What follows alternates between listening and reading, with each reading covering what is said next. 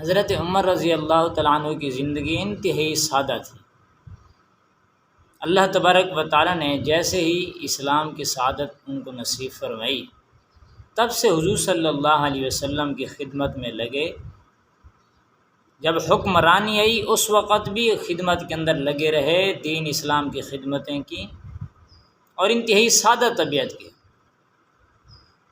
اور انصاف پسند تھے۔ ایک مرتبہ کہیں بحر سے کوئی خوشبوئیں آئیں، حضرت عمر رضی اللہ تعالیٰ عنہ نے گھر میں لا کر کے رکھ دی اور پوچھنے لگے کہ کون ایسا ہے کہ جو ان خوشبوؤں کو شیشوں کے اندر تقسیم کر دے۔ تو حضرت عمر رضی اللہ تعالیٰ عنہ کی گھر والی نے کہا کہ میں کر دیتی ہوں۔ فرمایا کہ جو تیرے ہاتھوں کو لگے گا اس کا حساب کون دے گا؟ ایسی آخرت کی فکر تھی۔ اپنے بیٹے کے بارے میں سنا کہ بیت المال کے گھاس کے اندر اپنے اونٹوں کو چراتے ہیں۔ ایک مرتبہ بازار سے گزرنے لگے، وہاں پر دیکھا موٹے تازے اونٹ بکنے کے لیے ہیں۔ پوچھا یہ کس کے ہیں؟ کہا یہ آپ کے بیٹے کے ہیں۔ کہا اچھا ٹھیک ہے انہیں بیچو۔ جب ان کو بیچا گیا اونٹوں کو تو اصل قیمت اپنے بیٹے کو دے دی، باقی جو تھی وہ ساری بیت المال میں جمع کی۔ فرمانے لگے کہ بیت المال کے گھاس سے چرایا ہے تو یہ اسی کے اندر ہی مال جمع ہوگا۔ بڑی آخرت کی فکر رکھا کرتے تھے۔ جب ایک بڑھیا کو دیکھا اس کے گھر میں کچھ نہیں، بچوں کو بہلا کر کے سلا رہی ہے اور دیگچے وغیرہ میں کنکر وغیرہ ڈال کر کے ہلا رہی ہے تاکہ وہ تسلی سے سو جائیں، اور جا کر کے اپنے بیت المال سے کچھ غلہ لیا، اپنے کندھے پہ ڈالا۔ غلام نے کہا حضرت جی میں اٹھا لیتا ہوں۔ فرمایا قیامت کے دن تو بوجھ اٹھائے گا میرا۔ ہر وقت آخرت کی فکر سوار رہتی تھی۔ فرمایا کہ اگر دریا کے کنارے کوئی کتے کا بچہ بھی بھوکا پیاسا مر جائے تو مجھ سے پوچھ تاچھ ہوگی کہ آپ کی حکومت میں ایسا کیوں؟ بہت زیادہ رعایا کا خیال رکھا کرتے تھے، راتوں کو چکر لگایا کرتے تھے، اور حضور صلی اللہ علیہ وسلم کے اس حرم میں یعنی مسجد نبوی میں ہر وقت یہی دعا کرتے تھے، یا اللہ اپنے اس حبیب کے شہر میں شہادت کی موت نصیب فرما۔ صحابہ کرام فرماتے ہیں کہ ہم تعجب کرتے تھے، اب تو امن و امان کا زمانہ ہے، اسلام کی فتوحات کا زمانہ ہے، اور مسجد نبوی کے اندر شہادت کی تمنا، یہاں پہ جنگ کیسے ہوگی؟ جنگ ہوگی تو یہاں پہ شہادت ہوگی، یہاں پہ تو امن و امان ہے۔ لیکن اللہ تبارک و تعالیٰ جب دعائیں سنتے ہیں، قبول فرماتے ہیں، تو یہ تو کوئی دوری کی بات نہیں کہ اللہ کیسے قبول فرمائیں گے۔ بہرحال تعجب ہوتا تھا کہ یہ کیسے دعا فرماتے ہیں، یا اللہ آپ کے اپنے حبیب کے شہر میں شہادت کی موت نصیب ہو۔ اور آخر فجر کی نماز پڑھا رہے تھے، ایک مجوسی آیا ابو لولو فیروز، اس نے آ کر کے پیچھے سے خنجر سے حملہ کیا۔ کسی میں ہمت نہیں تھی کہ ان کے سامنے سے حملہ کرے، نماز کے اندر پیٹھ کے پیچھے خنجر گھونپا، زخمی ہو گئے، زخمی حالت میں الگ ہو کے بیٹھ گئے۔ حضرت عبد الرحمن ابن عوف رضی اللہ عنہ آگے بڑھے، انہوں نے نماز کو پورا کیا، حضرت عمر رضی اللہ عنہ نے ساتھ پڑھی۔ یہ نماز کی اہمیت دکھائی ہے، بتلائیے کسی حال میں نماز معاف نہیں، آج تو سستی سے بھی رہ جاتی ہے۔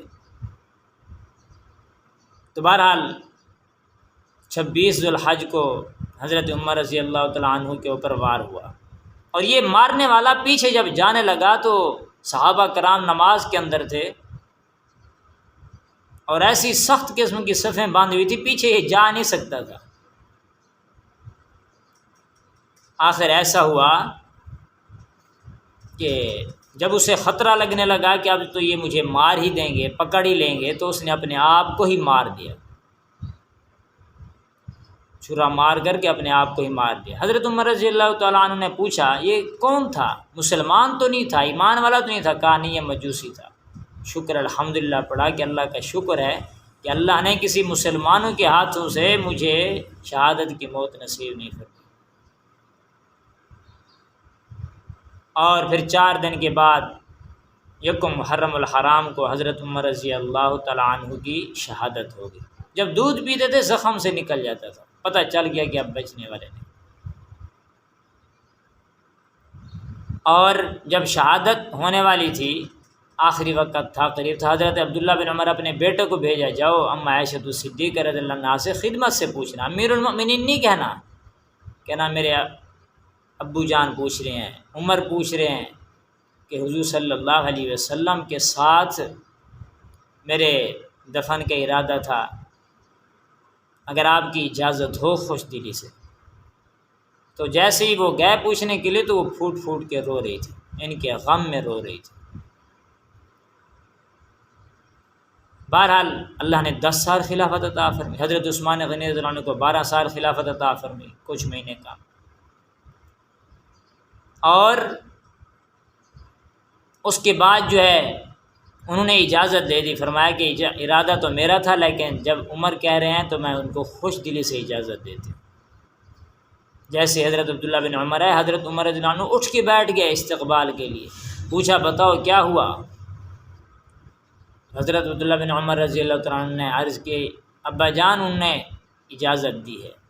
کہا نہیں، جب میں اس دنیا سے پردہ کر جاؤں پھر ایک دفعہ جانا، شاید ابھی میں موجود ہوں، انہوں نے کہہ دیا میرا جنازہ لے کے جانا، بیر رکھنا، پھر پوچھنا۔ لیکن اسی آخری وقت میں ساتھیوں سے کہنے لگے میرے سر کو نیچے رکھ دو، اور رگڑ رگڑ کے کہہ رہے تھے یا اللہ میرے پاس کیا نیکیاں ہیں، یا اللہ میرے پاس کیا نیکیاں ہیں۔ اتنی فکر آخرت کی ان کے سر پہ تھی، اتنی تیاری کرنے کی فکر میں لگے رہتے تھے۔ ہمیں بھی چاہیے اس آخرت کی فکر اور تیاری کریں۔ جب اس دنیا سے پردہ فرما گئے پھر جا کر کے پوچھا، انہوں نے کہا پہلے بھی میں نے خوشی سے اجازت دی، اب بھی میں خوشی سے اجازت دیتی۔ تو یہ ہے دین اسلام، یا ایھا الذین آمنوا ادخلوا فی السلم کافہ، ایمان والو جب داخل ہو جاؤ نا اسلام میں پورے ہو جاؤ۔ حضرت عمر رضی اللہ عنہ پہلے کیسے تھے، جب اسلام میں آئے تو کیسے آئے؟ اللہ نے دوسرا خلیفہ بنا دیا۔ حضور صلی اللہ علیہ وسلم کے سسر ہیں، حضرت علی رضی اللہ عنہ کے داماد ہیں۔ اللہ نے بہت بڑا مقام عطا فرمایا، جتنا ان سے محبت رکھیں گے اتنا ہمارا ہی فائدہ ہے۔ اللہ سے عمل کی توفیق نصیب فرمائے۔ وآخر دعوانا الحمدللہ۔